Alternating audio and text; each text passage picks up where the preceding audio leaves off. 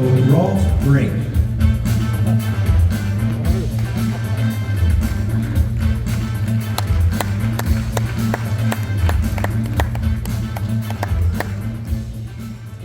Hello everybody. You will know me as the project lead for immersion within cooling environments. And although today is actually a bit of a special day, we come with a bit of a celebration. It's almost to the date 5 years ago that we had our very first public immersion community call. And it's not just for immersion, the all of cooling environments. About 5 years ago that we kicked off the cooling environment solutions course. So this OCP work is something that I do voluntarily. Just like all the other work stream and project leads that we have, which is a lot of them, and they put up a lot of work. I actually make my living running the consultancy firm, Brink-Promersion. And as part of my day-to-day activities, I'm very often, slide behind, I'm very often confronted with some similar questions. Questions like, hey, which cooling technology is going to be the technology that we need to invest in? Or who will be the winner? Which cooling strategy can we use to scale out our next generation chips? And this is something I would like to get into today with all of you. And to do this, I need to take you guys a couple of years back to a time where all the data centers were pretty comparable across the board. IT equipment was pretty homogeneous, similar power trends across different platforms. And it's around 2016, 2017 that data centers started noticing some changes in the way that they could roll out their IT equipment and their server racks. And it's also clearly visible here on this chart, rack density started increasing around that time. And this is something that has been echoed by previous speakers as well. The cause of this is the actual efficiency of the transistor density. The efficiency increases in transistor densities is actually not going as fast as it used to, right? And that is something that we can also clearly see with the trends of the chip densities over the years. There's a clear inflection point at around 2016 where chips started becoming hotter, started accumulating more heat, consuming more power. Even though the efficiency is still increasing and the core power consumption is going down still, the core counts are still increasing, right? And especially if we're looking at the new chips that are coming out in the upcoming year, we're talking about the AMD Turin or the Intel Emerald Rapids or the B100 from NVIDIA. These are promising to have a significant impact in our thermal footprint. And this is why a lot of the ecosystem currently is so focused on liquid cooling. As you've heard from all the previous speakers, like Forrest, Zane, and Lloyd, as you've just heard from Intel, AMD, and Marvel. Everybody has to deal with liquid cooling somehow. And there are different approaches to this as well. So if we're looking at the NVIDIA platform, which already came out 2 years ago, that's rated for 10 kilowatts. If we're looking at the next GPUs for next year, we're going up to 1 kilowatt per chip. So that box is going to do 16 kilowatts on the GPUs alone, not even looking at the compute or the rest of the components that are in there. So NVIDIA is approaching that with looking at two-phase cold plate solutions for the chips, for the GPUs, and immersion for the rest of the compute components in an enclosed chassis format. Cerebras, not sure how many of you are familiar with the company. They're making this huge wafer scale chip, nearly 25 kilowatts in one of these chips. They have different challenges. They're approaching that completely differently with a single phase cold plate approach. Storage systems, even the OCP storage system is now going up to 2 kilowatts. It's already there. It's not a surprise that a lot of the storage manufacturers are actively looking at immersion, full immersion cooling, to cool these platforms. So that brings me to the different types of cooling that we're dealing with in this industry. We can group these in 3 main categories: door heat exchanger, cold plate, and immersion. And these also happen to reflect the main solution projects within cooling environments. And within these projects, there is a huge variety of technologies being represented. And the nice thing is, all these technologies have their own value add. They're all unique in many ways. And we're talking about indirect, direct, and total liquid cooling solutions, whether we're looking at open bath or enclosed chassis. Every one of these technologies comes at a specific challenge that the industry has experienced in a very unique way. And this is part of that growth of the market, and this is where it's really getting interesting. So we've heard from the previous speakers, we know that the solutions and the technologies out there, these are proven technologies.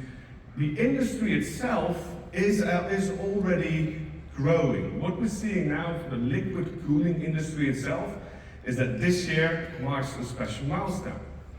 The liquid cooling market, and I'm talking about cold plate and immersion by itself, is topping 1 billion in market value this year. And we're well on track on achieving that as well, right? And this is part of a larger movement in the market. It's driven by all these technologies. And one of the significant pivot points in the market at this point in time is the fact that cold plate as a technology is right now transitioning into commodity, which means that new server designs that are coming out of the factories, coming off the shelf, are now being equipped with cold plate technology, right? As part of the chassis, as part of the solution. And that is an incredibly exciting thing to see, because it's, first of all, it starts that momentum for cold plate technology, but it also normalizes the liquid cooling infrastructures within data center facilities. Immersion cooling has a few more challenges to deal with, right? So, talking about standardization, material compatibility, the chemistry itself, but also usability. These things are difficult to deal with, but we're well on the way on mitigating these, on addressing these head on. And this is also underlined by the incredible uptake and participation in the immersion project within Open Compute. We're the largest project in Open Compute, and the advancements, the utilization of immersion cooling in the industry is no longer hypothetical. It's just a few years behind on cold plate. So if you compare today with immersion cooling with a few years back with cold plate, we're in pretty much the same boat right now. So what do these forecasts look like, and are these even credible? So we've run a lot of different scenarios for the market, and one of the key takeaways here is that the market growth is not a hypothetical thing. These technologies are a necessity. And that means that the basic scenario that we're looking at has an outlook of reaching a 10 billion market in 2030, with an annual growth rate, a compound annual growth rate of 37%, which is really, really good for any kind of market. But if we're looking at the volatility of this market, most of the scenarios that you can come up with relate to the adoption timeline of certain technologies. And a slight deviation in that, with the adoption timeline of some of these technologies, triggers a completely different model with a 20 billion market figure for 2030 and a growth rate of 52%. Right. So with this in hand, which technology is going to be the winner? Door heat exchangers, seeing it now in all the racks. Are they going to be able to provide that precision cooling that we're all looking for with these higher chip densities? Cold plate technology, is it really feasible for every transistor or every semiconductor and every component that warms up on a board to equip it with a cold plate? Is it economically viable? Or immersion then? Single phase, two phase, enclosed chassis, open bath? Is it able to deal with the 2 kilowatt plus chips that we're going to be confronted with in a couple of years from now? Before we can really look into this, we're going to need to look at some other numbers again. Remember that homogeneous environment that we had up to about 2015, 2016, 2017? The world looks a little bit different today. This This is an estimation of the amount of servers that are shipped per type of system. And one of the interesting things here is that more than 60% of all the compute that is shipped out from the factories actually relates to cloud platforms and general purpose systems. Now, let me ask you this. Do cloud optimized and general purpose systems actually experience the same challenges as that GPU optimized system that's doing 10 kilowatt? And actually even 20 kilowatt. What about the network equipment? What about storage? Are they all experiencing the same kind of challenges? This landscape is a lot more diverse than it used to be. And that means that we need to look at this landscape differently as well. We cannot just pursue that single solution. So before we can evaluate these kind of technologies, we're going to have to identify whether we're approaching this from, let's say, a chip manufacturer point of view or an end user. A chip manufacturer is aimed at the highest possible performance or thermal density of the chip of your highest product, and what it will be in a couple of years from now. That is a challenge it's solving as a chip manufacturer. But an end user is dealing with a lot more challenges, a lot more elements in that evaluation. And that all starts with the application. What does the application need? Because that turns into a set of compute requirements. And that turns into a selection of IT equipment, IT hardware, different types of hardware, storage, a combination of storage, networking, different platforms that facilitate that one application that you're running. Then you can mix in the facility environments, the facility requirements, or even the business goals. Are you just aiming for pure performance, or are you aiming for a highly sustainable environment? So the sustainability goals. It makes a lot of difference whether you're trying to deploy an AI platform in Mumbai or in Canada, or whether you're aiming to roll out your cloud-optimized platform in India or in Singapore or in Northern Europe, and you would like to implement free air cooling. It really makes a lot of difference.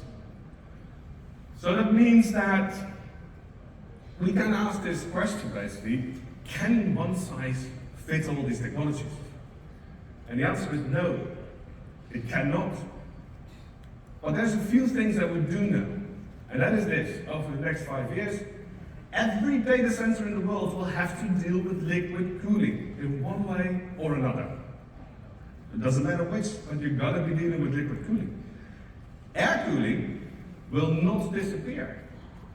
Absolutely not. The majority of the platforms will still be fine with air cooling. But we have to recognize that not a single technology will be or should be dominating the entire landscape. So what is it that we should do, or how do we move forward with this? Well, it really starts with setting up a unified liquid cooling infrastructure. An infrastructure that can facilitate all these technologies alike.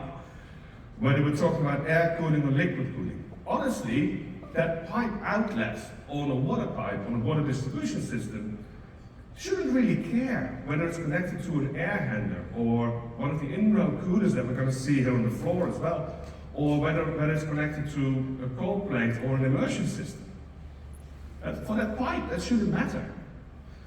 What really matters is that you can diversify your environment to your platform's needs.